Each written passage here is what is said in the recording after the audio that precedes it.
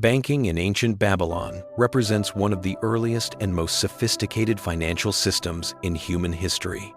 A world where clay tablets served as contracts, temples acted as vaults, merchants extended credit across vast trade routes, and interest, one of the most consequential inventions in economics, emerged not as an abstract formula, but as a practical solution to the challenges of agricultural cycles, long-distance commerce, and the unpredictability of life in the ancient Near East. To explore Babylonian banking is to step back into a civilization that understood, thousands of years before modern finance was born, that wealth was not merely a matter of possession but of agreements, obligations, and the management of future uncertainty. Babylon's financial system developed from the interplay of religion, law, and trade. Temples and palaces, the twin centers of authority, initially controlled economic activity. Farmers deposited grain in temple storehouses, which acted as the earliest banks by offering secure storage and issuing receipts that functioned as transferable claims. Over time, private merchants joined the system, offering loans, safekeeping, and credit instruments that laid the foundation for commercial finance. The agricultural nature of Mesopotamian society made lending essential. Crops required months to grow, irrigation systems needed maintenance, and droughts or floods could devastate entire harvests. Credit allowed farmers to plant in spring even if they lacked seed or equipment. Loans were typically repaid after harvest, reflecting the seasonal rhythm of ancient economics. Interest emerged naturally from this system, not as exploitation, but as compensation for risk. A lender who provided seed or silver took a gamble on weather, pests, or theft. Interest balanced that risk. Rates varied depending on whether the loan involved grain or silver. Grain loans, more vulnerable to spoilage and transport risk, commanded higher interest, often 1/3 of the principal. Silver loans commonly carried rates around 20% annually, a standardized figure that persisted for centuries. The Code of Hammurabi, one of the earliest law codes in history, regulated interest to prevent abuses. It set maximum rates, defined collateral rules, and established penalties for fraud, default, and negligent lending. These laws reflect a sophisticated understanding of finance, that credit fueled economic life, but unchecked lending could destabilize society. Through regulation, Babylonian rulers sought to balance opportunity with fairness. What makes Babylonian banking extraordinary is not merely that loans and interest existed, but that the entire system displayed remarkable legal and contractual complexity. Clay tablets inscribed with cuneiform acted as binding contracts. These tablets recorded principal, interest rates, collateral, repayment terms, and the identities of witnesses, creating a transparent and enforceable financial culture.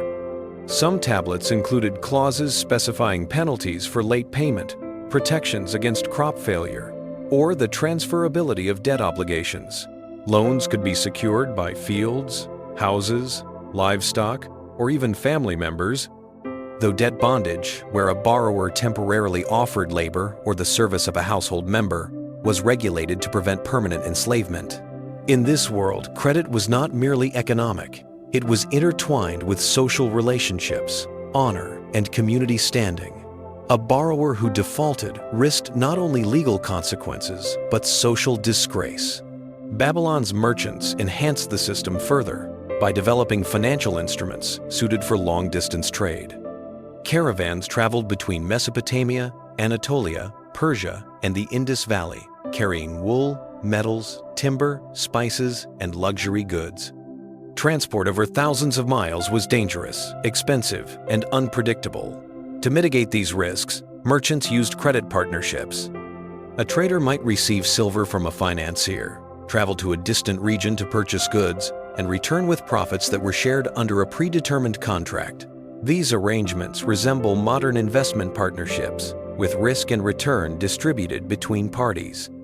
In some cases, merchants issued promissory notes, early forms of checks, allowing traveling traders to avoid carrying large sums of silver. This innovation reduced theft risk and facilitated international commerce long before paper money appeared. Temples continued playing a central role in Babylonian finance even as private banking matured. They acted as trusted intermediaries and custodians of wealth. Because temples were considered sacred and under divine protection, deposits held there were secure from seizure during political upheavals. Temples also managed large estates, employing laborers, renting land, and issuing loans. Their financial activity blurred the lines between religion, government, and commerce, creating an ecosystem in which faith and finance reinforced one another. The concept of interest itself was often described in cosmological terms, linked to natural growth and the cycles of life, suggesting that borrowing and lending were woven into the spiritual fabric of Babylonian society. One of the most intriguing aspects of Babylonian banking is debt relief. Throughout history, debt has had the potential to destabilize societies. When too many citizens became indebted, social inequality grew, laborers lost freedom, and unrest simmered. Babylonian kings recognized this danger. Periodically, rulers issued misharim or andorerum, decrees, proclamations, canceling debts, freeing debt slaves, and returning property. These decrees served not as acts of charity, but as pragmatic economic resets, designed to preserve social stability and maintain the productivity of the population. Their existence shows that the Babylonians understood something modern societies often debate. Debt can be both a tool and a trap, and its management has profound political consequences. Despite this occasional intervention, everyday financial life in Babylon remained highly structured and surprisingly efficient. Banking houses run by entrepreneurial families kept accounts, issued loans, traded commodities, and partnered with merchants. Some families became powerful financial dynasties, their archives revealing thousands of tablets documenting centuries of transactions. These archives show that Babylon's economy was not primitive but highly monetized. Silver served as the primary unit of account. Even when actual payment occurred in grain or labor, prices for goods and services remained remarkably stable across centuries, suggesting that Babylon had a firm grasp on monetary discipline. Interest itself evolved conceptually during this period. What began as compensation for risk became an economic principle that shaped trade, savings, and investment. Babylonian society understood the time value of money long before modern economists articulated it. A lender parted with silver today in expectation of greater silver tomorrow, a recognition that money possesses potential beyond its immediate use. This insight helped Babylon move beyond subsistence economics toward a system capable of supporting complex markets, specialized labor, and long-distance networks. Yet the sophistication of Babylonian finance coexisted with its vulnerabilities. Droughts, wars, and political shifts could disrupt trade routes and destabilize credit networks. Debt crises occasionally arose when farmers suffered repeated crop failures. Foreign invasions by Hittites, Assyrians, Persians periodically disrupted or transformed financial institutions. Still, the basic principles pioneered in Babylon endured. Loans, interest, contracts, collateral, deposits, and credit partnerships form the backbone of finance even today. The system that began with clay tablets evolved into scrolls, then parchments, then ledgers, and eventually digital databases, but the underlying logic remains recognizable. Understanding Babylonian banking thus illuminates the roots of modern finance. It shows that credit is not a modern invention, but a timeless human response to scarcity and opportunity.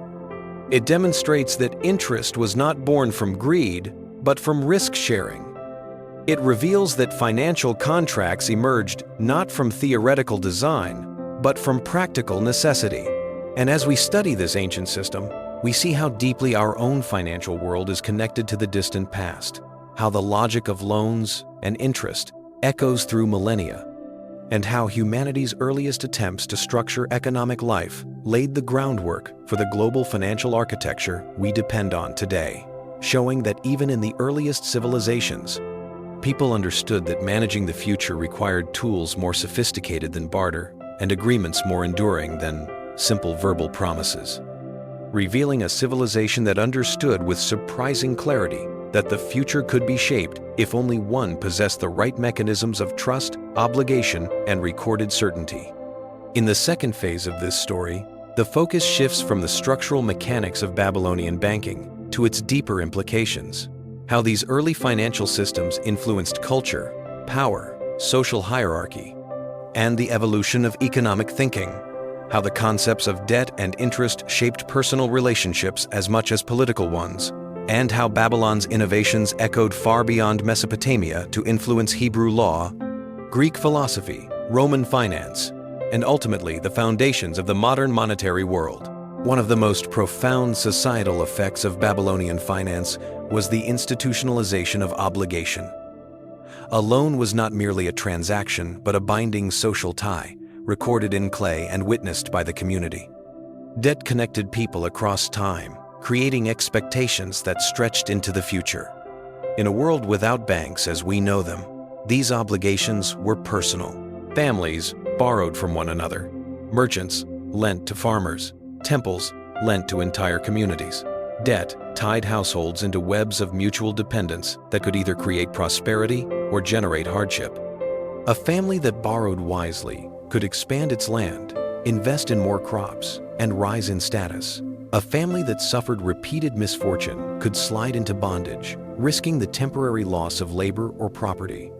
Debt thus became a force that shaped social mobility, reinforcing hierarchies even as it offered pathways for advancement. The moral dimension of debt was equally important. Babylonian society viewed lending and borrowing as natural but potentially dangerous.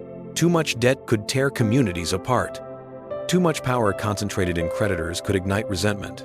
This is why kings intervened periodically through Andrearum decrees, acts that canceled debts and restored freedom. These resets served as political safety valves, preventing creditors from gaining excessive control over labor and land. They also reveal a sophisticated awareness that economies can become fragile when burdens grow heavier than people can bear. Modern policymakers still debate the same questions: when is debt productive, when is it predatory, and how should societies balance creditor rights with social stability?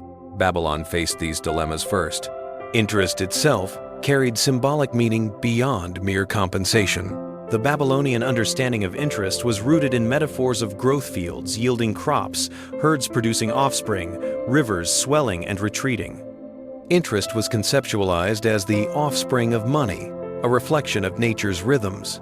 This worldview shaped how Babylonians justified financial returns. It also underscored the expectation that money, like life, should be productive. This early philosophy helped transition human societies from subsistence economies toward investment-based thinking. The idea that one could deploy resources today in pursuit of greater resources tomorrow. Such thinking underlies everything from savings accounts to modern venture capital. But while interest was widely accepted, Babylonian law sought to restrain its excesses. Hammurabi's code did not outlaw interest. It normalized it, regulated it, and placed boundaries around it.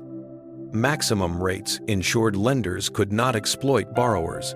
Penalties for irresponsible lending kept financiers accountable. Rules about collateral protected families from losing generational land unjustly. These legal constraints show a remarkable balance. Babylon embraced financial innovation while recognizing the need for ethical oversight. Modern societies often struggle with the same balance, caught between protecting vulnerable borrowers and preserving the freedom of financial markets. The interplay between religion and finance also shaped the Babylonian worldview. Because temples were economic hubs, financial transactions carried sacred undertones. When one deposited grain in a temple granary, it was under divine protection. When loans were issued, the gods were implicitly witnesses. This infused finance with moral weight. Default was not only a legal failure, but a spiritual breach. The divine oversight of contracts helped stabilize trust in a world where secular institutions remained weak. As secular governments strengthened in later civilizations, this role would shift to courts, auditors, and banks, but its origins lie in these early sacred financial systems. Babylon's financial innovations also radiated outward through cultural and political influence. Hebrew law adopted many Babylonian concepts, including limits on interest and periodic debt forgiveness, the Jubilee. Greek philosophers studied the moral implications of interest, often criticizing excessive usury. Romans expanded credit systems, mortgage laws, and banking practices informed by earlier Mesopotamian models. In this sense, Babylon functioned as the intellectual ancestor of Western finance, shaping debates that would continue for millennia about the ethics, purpose, and dangers of money lending. Another overlooked aspect of Babylonian finance is its impact on gender and family structure. Women in Babylon could own property, engage in commerce, and enter contracts. Clay tablets record women acting as lenders, borrowers, and business partners.